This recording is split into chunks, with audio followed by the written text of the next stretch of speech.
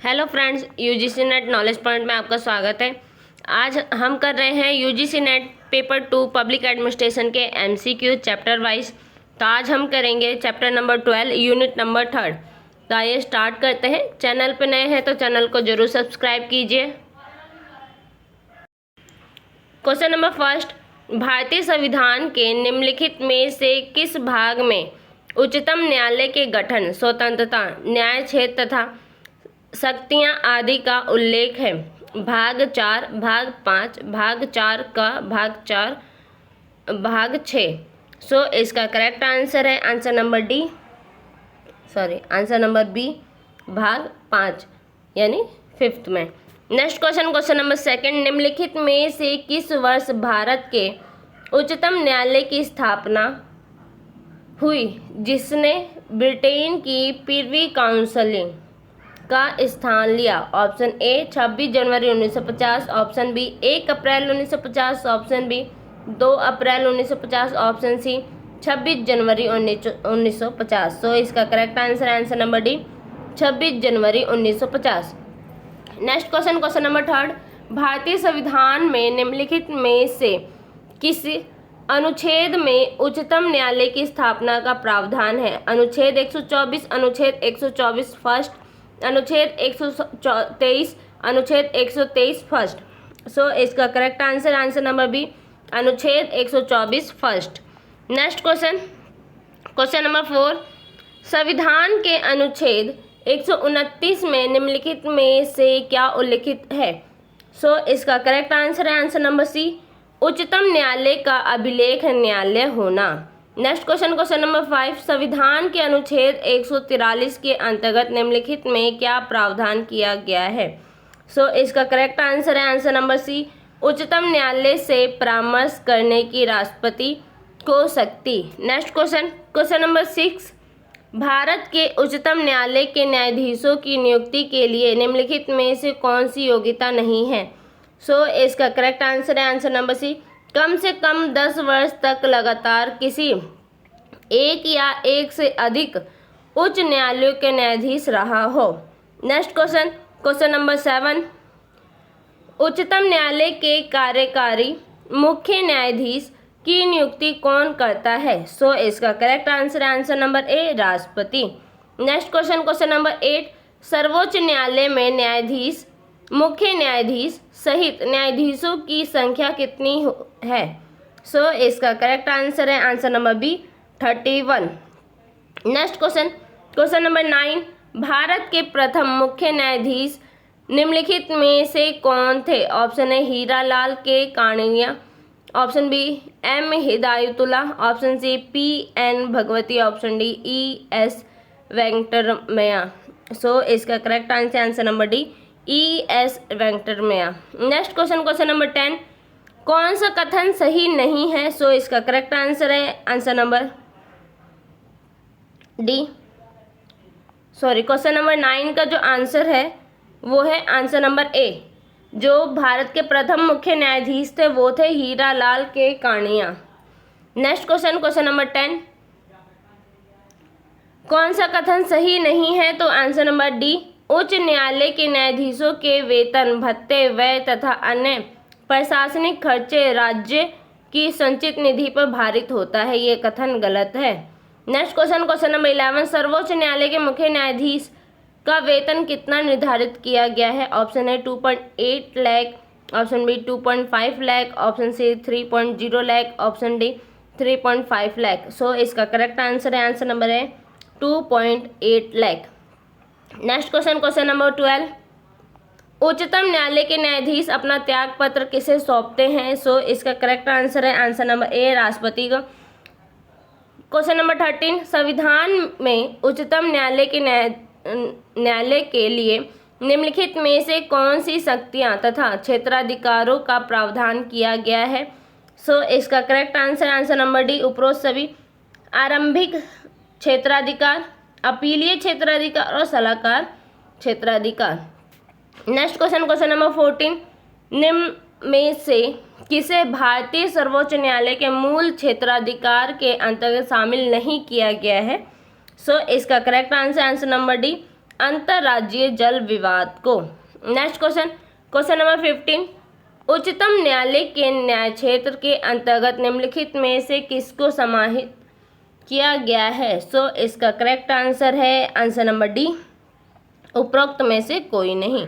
Next question number 16, अनुच्छेद 143 के अनुसार राष्ट्रपति सार्वजनिक महत्व का प्रश्न उत्पन्न होने पर निम्नलिखित में से किससे सलाह लेता है? ऑप्शन ए प्रधानमंत्री, ऑप्शन बी मंत्री परिषद, ऑप्शन सी उच्चतम न्यायालय, ऑप्शन डी उपराष्ट्रपति। सो इसका करेक्ट आंसर नंबर सी, उच्चतम न्यायालय से।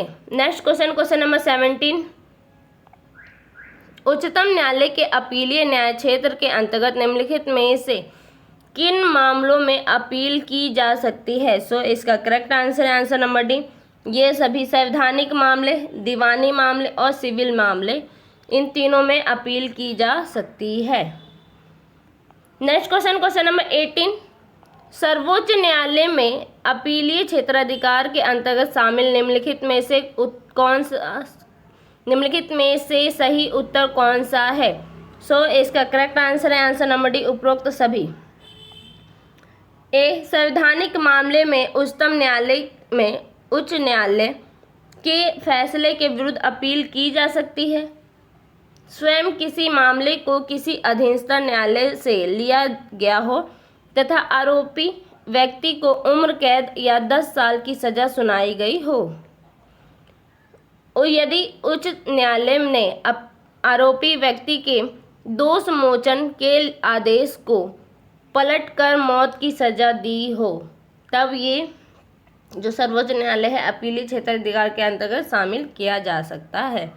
नेक्स्ट क्वेश्चन नंबर 19, उच्चतम न्यायालय एक अभिलेखीय न्यायालय है। निम्नलिखित में से संविधान के किस अनुच्छेद के अंतर्गत प्रावधान किया गया है? तो ऑप्शन है ए, अनुच्छेद 129। सो इसका करेक्ट आंसर है। नेक्स्ट क्वेश्चन नंबर 20,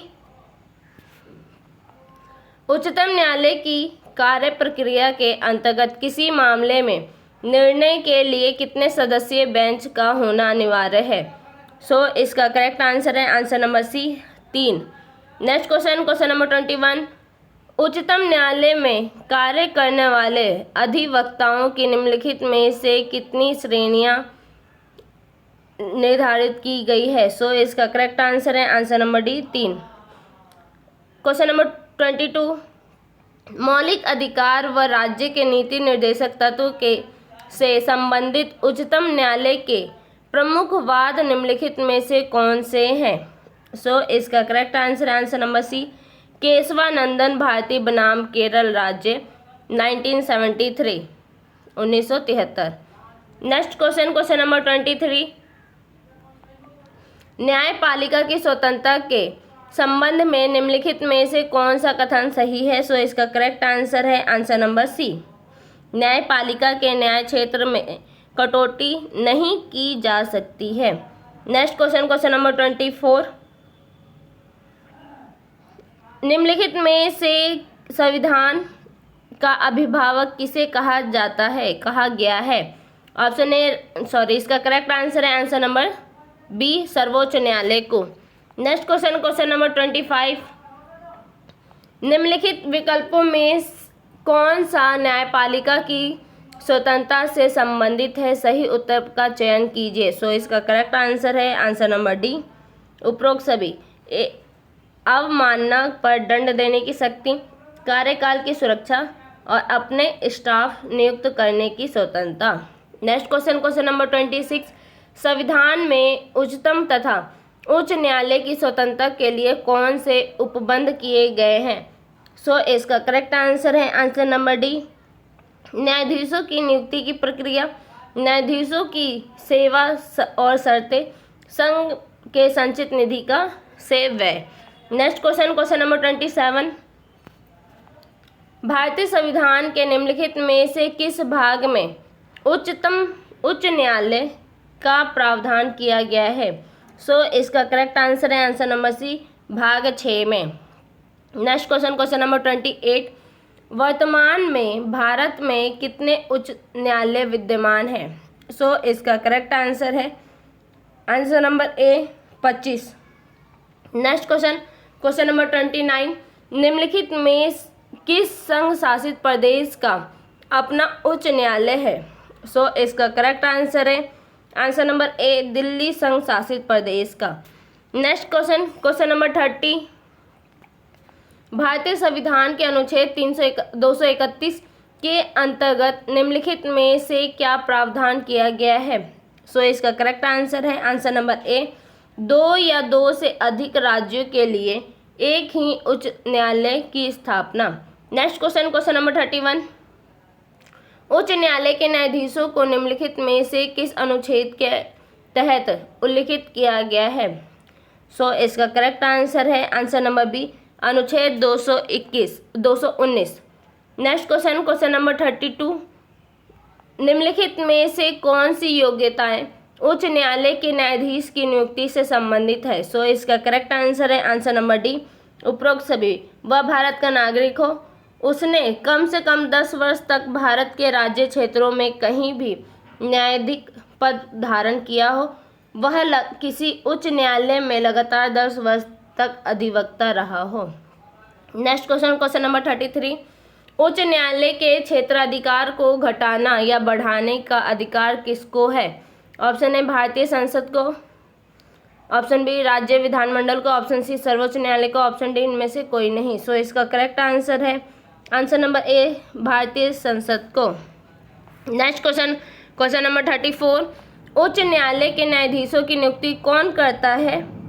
सो इसका correct answer answer number C, राष्ट्रपति। Next question, question number 35। उच्च न्यायालय के न्यायाधीश कितनी आयु तक अपने पद पर बना रह सकता है? सो इसका करेक्ट आंसर है आंसर नंबर ए, 62 वर्ष तक। Next question, question number 36। उच्च न्यायालय के न्यायाधीश का वेतन, भत्ते, सुविधाएं, अवकाश और पेंशन को समय समय पर निम्नलिखित में से किसके द्वारा निर्धारित किया जाता है? सो इसका करेक्ट आंसर है आंसर नंबर सी, संसद के द्वारा। Next question, question number 37। उच्च न्यायालय के कार्यकारी मुख्य न्यायाधीश की नियुक्ति निम्नलिखित में से किसके द्वारा की जाती है? सो इसका करेक्ट आंसर है आंसर नंबर सी, राष्ट्रपति के द्वारा। Next question, question number 38।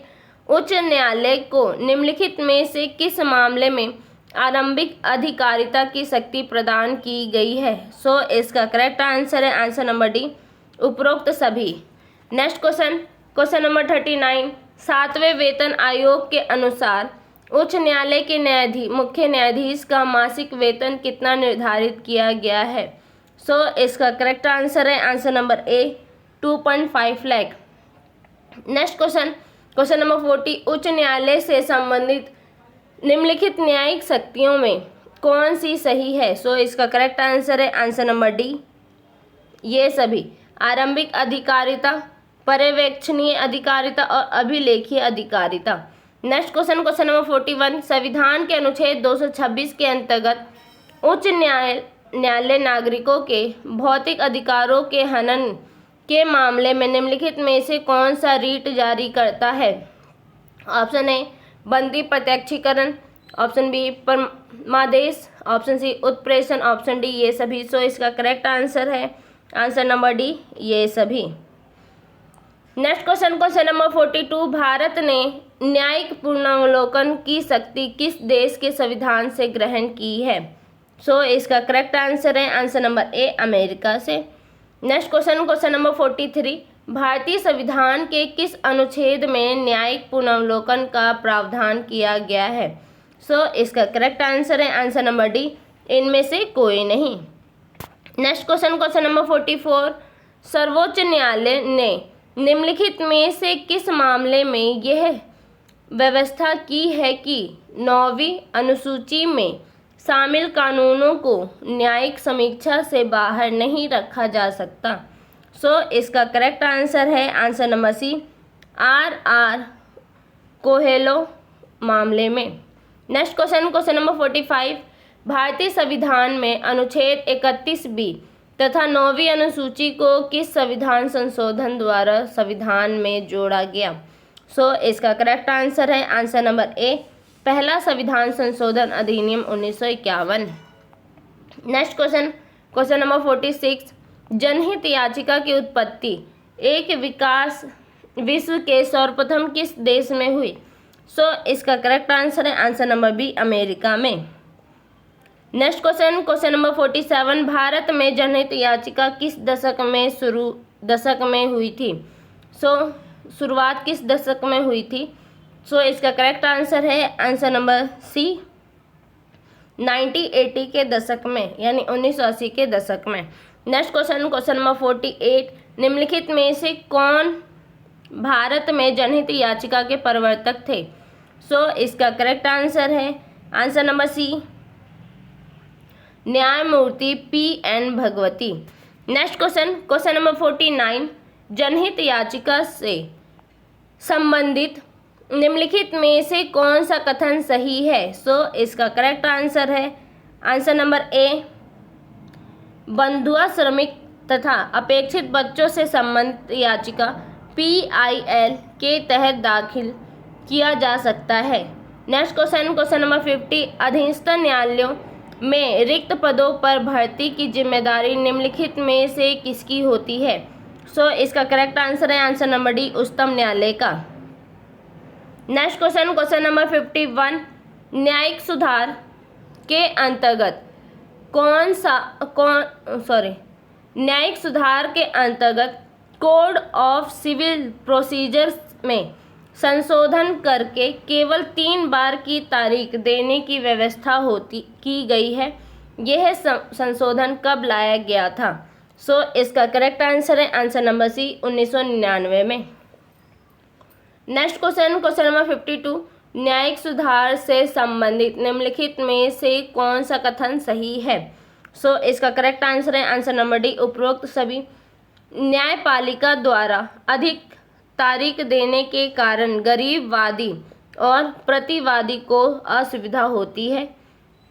Second, जजों को नियुक्त करने की कॉलेजियम व्यवस्था के विकल्प में राष्ट्रीय न्यायिक नियुक्ति आयोग का गठन किया गया था। सर्वोच्च न्यायालय ने न्यायिक नियुक्ति आयोग को अवैध करार दिया है। नेक्स्ट क्वेश्चन, क्वेश्चन नंबर 53, सर्वोच्च न्यायालय ने सेलम अधिवक्ता बार एसोसिएशन मामले पर निर्णय कब दिया? सो इसका करेक्ट आंसर है आंसर नंबर बी, वर्ष 2005 में। नेक्स्ट क्वेश्चन, क्वेश्चन नंबर 54, न्यायिक सुधार के अंतर्गत न्यायालयों में जजों की संख्या बढ़ाने का अधिकार किसके पास है? सो इसका करेक्ट आंसर है आंसर नंबर डी, भारत सरकार के पास। Next question, question number 55, Bharat में ईस्ट इंडिया कंपनी ने दरोगा पद का सृजन कब किया? सो इसका करेक्ट आंसर है आंसर नंबर ए, वर्ष 1765 में। Next question, question number 56, Bharat में सर्वप्रथम पुलिस अधीक्षक का पद कब सृजित किया गया था? सो इसका करेक्ट आंसर है आंसर नंबर ए, वर्ष 1808 में। Next question, question number 57, police प्रशासन संविधान की वर्णित 7वीं सूची किस सूची में है? सो इसका करेक्ट आंसर है आंसर नंबर बी, राज्य सूची में। नेक्स्ट क्वेश्चन, क्वेश्चन नंबर 58, राज्य में पुलिस प्रशासन किसके निर्देश एवं अधीक्षक में कार्य करता है? सो इसका करेक्ट आंसर है आंसर नंबर सी, पुलिस महानिर्देशक के अधीन कार्य करता है। नेक्स्ट क्वेश्चन, क्वेश्चन नंबर 59, जिला स्तर पर पुलिस प्रशासन का प्रमुख अधिकारी किसे नियुक्त किया जाता है? सो इसका करेक्ट आंसर है आंसर नंबर बी, पुलिस अधीक्षक को। Next question, question number 60, police सुधारों में निम्नलिखित में से कौन सा शामिल है? सो इसका करेक्ट आंसर है आंसर नंबर डी, ये सभी पुलिस का आधुनिकीकरण करना, पुलिस का जनता के साथ व्यवहार करना, पुलिस प्रशिक्षण देना, ये सभी। सो इसका करेक्ट आंसर है ये सभी। नेक्स्ट क्वेश्चन, क्वेश्चन नंबर 61, भारतीय पुलिस सेवा के अधिकारियों को प्रशिक्षण देने के लिए 1956 में किस समिति का गठन किया गया था? सो इसका करेक्ट आंसर है आंसर नंबर सी, ग्रोवर समिति का। नेक्स्ट क्वेश्चन, क्वेश्चन नंबर 62, भारतीय पुलिस सेवा के अधिकारियों के लिए सरदार वल्लभ भाई पटेल राष्ट्रीय पुलिस एकेडमी निम्नलिखित में से किस शहर में स्थापित है? सो इसका करेक्ट आंसर है आंसर नंबर डी, हैदराबाद में।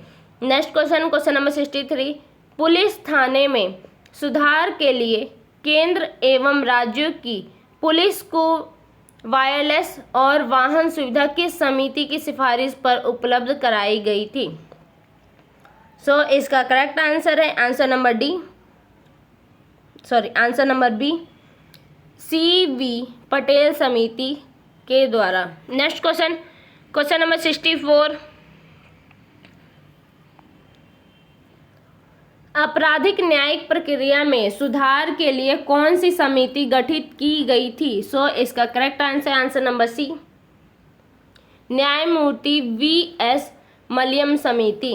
नेक्स्ट क्वेश्चन नंबर 65, राष्ट्रीय ई-गवर्नेंस योजना निम्नलिखित में से किस वर्ष शुरू की गई थी? सो इसका करेक्ट आंसर है आंसर नंबर सी, वर्ष 2002 में। Next question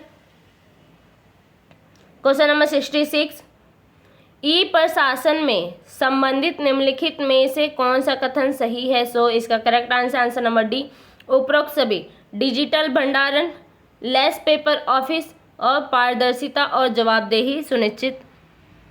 next question number 67, ई प्रशासन के अंतर्गत निम्नलिखित में से क्या शामिल नहीं किया जा सकता? सो इसका करेक्ट आंसर है आंसर नंबर डी, प्रशासनिक जटिलता में वृद्धि होगी। नेक्स्ट क्वेश्चन नंबर 68, भारत में ई प्रशासन योजना के आदर्श लक्ष्य को प्राप्त करने के उद्देश्य से किस परियोजना की शुरुआत की गई है? सो इसका करेक्ट आंसर है answer number A, mission mode परियोजना। नेक्स्ट क्वेश्चन नंबर 69, निम्नलिखित में किन ग्रंथों में पुलिस प्रशासन के सुसंगठित स्वरूप का वर्णन मिलता है? सो इसका करेक्ट आंसर है आंसर नंबर सी, मनुस्मृति और शुक्र नीति सार में। नेक्स्ट क्वेश्चन नंबर 70, निम्नलिखित में से कौन सा कथन सही है? सो इसका करेक्ट आंसर है आंसर नंबर सी, पहला और दूसरा। राज्य में पुलिस प्रशासन पुलिस निदेशक के निर्देश और निरीक्षण में कार्य करता है। पुलिस स्टेशन पुलिस प्रशासन की आधारभूत इकाई है। नेक्स्ट क्वेश्चन नंबर 71, पुलिस सुधार के बारे में निम्नांकित पर विचार कीजिए तथा नीचे दिए गए कूटों की सहायता से सही उत्तर का चयन कीजिए। सो इसका करेक्ट आंसर है आंसर नंबर सी, पहला और दूसरा।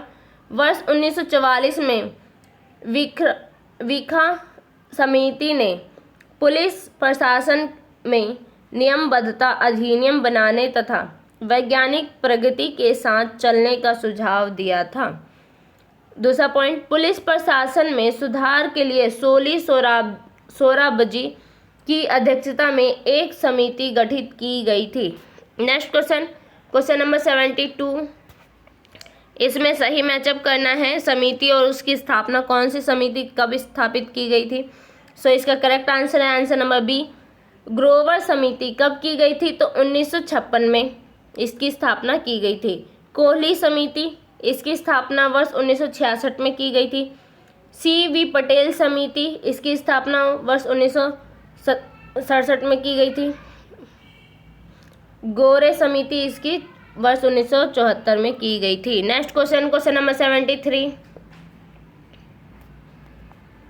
ई प्रशासन के बारे में निम्नलिखित कथनों पर विचार कीजिए तथा नीचे दिए गए कूटों की सहायता से सही उत्तर का चयन कीजिए। सो इसका करेक्ट आंसर है आंसर नंबर बी, पहला, दूसरा, तीसरा। ई प्रशासन के माध्यम से पुरानी निष्क्रियात्मक प्रक्रिया से सरकार को छुटकारा मिला। ई प्रशासन के माध्यम से प्रशासन को पारदर्शिता बनाया जा सकता है। ई प्रशासन से नौकरशाही का बोझ कम होगा परंतु कर्मचारियों एवं लागत में कटौती संभव नहीं है। Next question, question number 74। भारतीय प्रशासन में ई प्रशासन के समक्ष निम्नलिखित चुनौतियां विद्यमान है, नीचे दिए गए कूटों की सहायता से सही विकल्प का चयन कीजिए। सो इसका करेक्ट आंसर है आंसर नंबर सी, पहला और दूसरा। आम जनता की सूचनाएं उनकी स्थानीय भाषा में उपलब्ध नहीं कराई जाती। ग्रामीण क्षेत्रों में बिजली की समस्या अभी भी विद्यमान है। Next question, question number 75। न्यायिक सुधार से संबंधित कथनों पर विचार कीजिए कि यह निर्णय कीजिए कि न्यायिक सुधारों को लागू करने के लिए क्या कदम उठाए जाने चाहिए। नीचे दिए गए कूटों की सहायता से सही उत्तर का चयन कीजिए। सो इसका करेक्ट आंसर है आंसर नंबर डी, पहला, दूसरा, तीसरा, चौथा, चारों ही कदम सही है। मुकदमों की प्रक्रिया में को ज़्यादा लंबी अवधि तक नहीं खींचना चाहिए। कोई भी मुकदमा है वो ज़्यादा समय तक नहीं चलना चाहिए। एक अधिवक्ता को एक से ज़्यादा जिलों में पंजीकृत नहीं करना चाहिए। अदालतों के विरुद्ध भी भ्रष्टाचार का मुद्दा उठाना चाहिए और न्यायपालिका में जजों की संख्या में वृद्धि करनी चाहिए। Next question, question number 76। न्यायमूर्ति सैयद शाह मोहम्मद कादरी के अनुसार न्यायिक समीक्षा के अंतर्गत निम्नलिखित में से क्या शामिल किया जाता है। नीचे दिए गए कूटों की सहायता से सही विकल्प का चयन कीजिए। सो इसका करेक्ट आंसर है आंसर नंबर डी, पहला, दूसरा, तीसरा। संवैधानिक संशोधन की न्यायिक समीक्षा होनी चाहिए। संसद और विधानमंडल द्वारा पारित कानूनों की समीक्षा होनी चाहिए। संघ एवं राज्य के अधीन प्राधिकारियों द्वारा प्रशासनिक कार्यवाही की न्यायिक समीक्षा होनी चाहिए। Next question, question number 77। संविधान का कौन सा अनुच्छेद सर्वोच्च न्यायालय और उच्च न्यायालय को न्यायिक समीक्षा की शक्ति प्रदान करता है। सो इसका करेक्ट आंसर है आंसर नंबर डी, अनुच्छेद 132, डी, अनुच्छेद 13, अनुच्छेद 32, अनुच्छेद 131 और अनुच्छेद 132। ये चारों ही आपको जो न्यायपालिका है उसको शक्ति प्रदान करते हैं। Next question, question number 78। न्यायिक समीक्षा और पुनर्लोकन के संबंध में निम्नलिखित में से कौन सा कथन सही है। नीचे दिए कूटों की सहायता से सही उत्तर का चयन कीजिए। सो इसका करेक्ट आंसर है आंसर नंबर सी, पहला और दूसरा दोनों ही। न्यायिक समीक्षा के अंतर्गत विधायी अधिनियमों तथा न्यायपालिका आदेशों की संवैधानिकता की जांच की जाती है। सर्वोच्च न्यायालय को अपने क्षेत्रीय अधिकार क्षेत्र में सभी न्यायालयों एवं न्यायाधिकरणों के अधीक्षण की शक्ति प्रदान करता है। Next question, question number 79। जनहित याचिका के बारे में निम्नलिखित में से क्या सही है तथा नीचे दिए गए कूट की सहायता से सही विकल्प का चयन कीजिए। सो इसका करेक्ट आंसर है आंसर नंबर डी, पहला, दूसरा, तीसरा, तीनों ही सही है। भारत में इसकी शुरुआत 1980 के मध्य में हुई। V.R. कृष्ण अय्यर जनहित याचिका की अवधारणा के प्रवक्ता थे। जनहित याचिका के अंतर्गत कोई भी व्यक्ति या व्यक्तियों को अधिकार दिलाने वाली संस्था न्यायालय जा सकती है। Next question, question number 80। सही मेल करना है। सो इसका करेक्ट आंसर है आंसर नंबर सी, अनुच्छेद 124 उच्चतम न्यायालय की स्थापना एवं गठन, अनुच्छेद 125 न्यायाधीशों के वेतन एवं भत्ते, अनुच्छेद 127 तथ्य न्यायाधीशों की नियुक्ति, अनुच्छेद 138 उच्चतम न्यायालय की अधिकारिता में वृद्धि। अगर आपको अनुच्छेद देखना है तो अनुच्छेद की सारी वीडियो जो है फुल आर्टिकल आपको बताया गया है। आप पुरानी वीडियो में जाके पूरे आप आर्टिकल देख सकते हैं। आर्टिकल भी है और उनकी अनुसूचियाँ भी हैं। Next question, question number 81।